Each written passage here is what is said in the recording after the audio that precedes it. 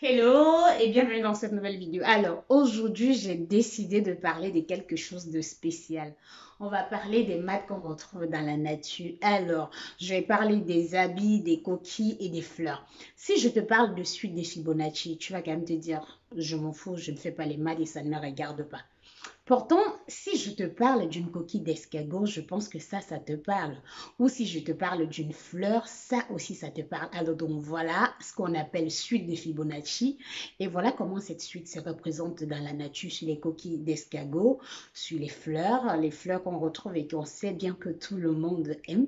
Mais le côté qui me passionne le plus, le côté qui m'intéresse le plus dans ces suites, c'est vraiment les fractales qui viennent de ces suites. Alors, je ne vais pas prendre beaucoup de temps pour parler de cela parce que je vais faire plusieurs vidéos. Je vais montrer un peu les codes qui sont liés à cela et comment est-ce qu'on obtient ces figures-là et tout ça. Mais ce sont des codes qui existent déjà dans la majorité des cas et c'est à vous d'aménager pour avoir des nouvelles formes de fractales.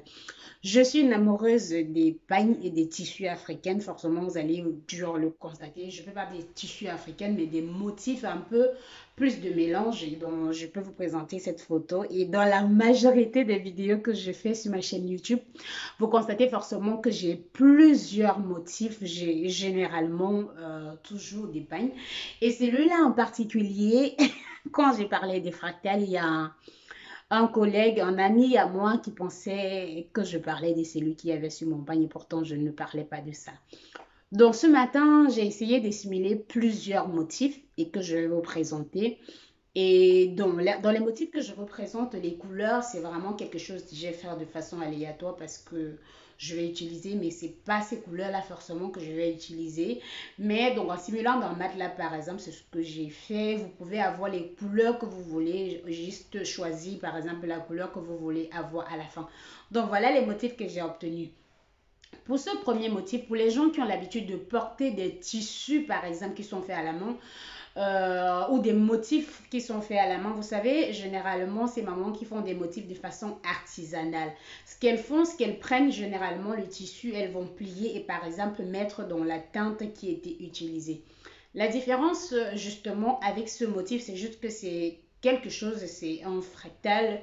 Je sais pas, généralement on dit une fractale, donc c'est quelque chose que j'ai simulé et donc voilà un peu ce qu'on obtient avec progressivement lorsque vous modifiez le nombre complexe par exemple qui est utilisé. Je ne vais pas entrer dans beaucoup de détails de maths, hein. Je sais que ça ne concerne pas tout le monde, mais j'aimerais vraiment que vous arriviez à comprendre que ces suites de Fibonacci dont on parle, dont on utilise beaucoup, dont on retrouve dans la nature, sur les animaux, surtout, vraiment on peut beaucoup l'utiliser.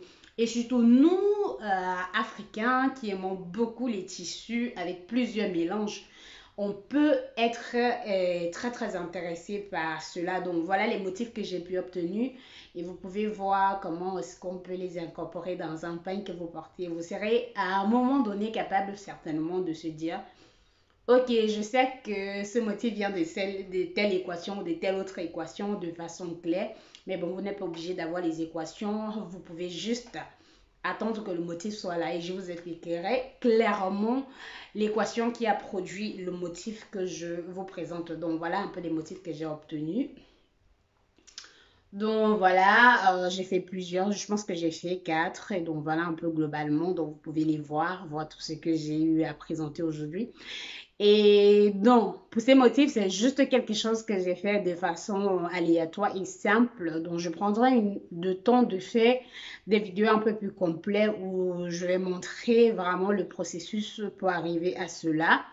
Et dites-moi ce que vous en pensez en commentaire. Dites-moi si normalement avant cela vous connaissez déjà ce qui concerne les motifs de nos pagnes. Voilà, je porte beaucoup les pagnes, vous voyez des motifs et tout ça. Est-ce que vous avez eu suffisamment à penser que c'est quelque chose qui est forcément dessiné à chaque moment ou c'est quelque chose qui vient généralement des équations? Parce que dans la majorité des cas, ça vient des équations. Donc n'hésitez pas à me laisser en commentaire et on se retrouve pour une prochaine vidéo concernant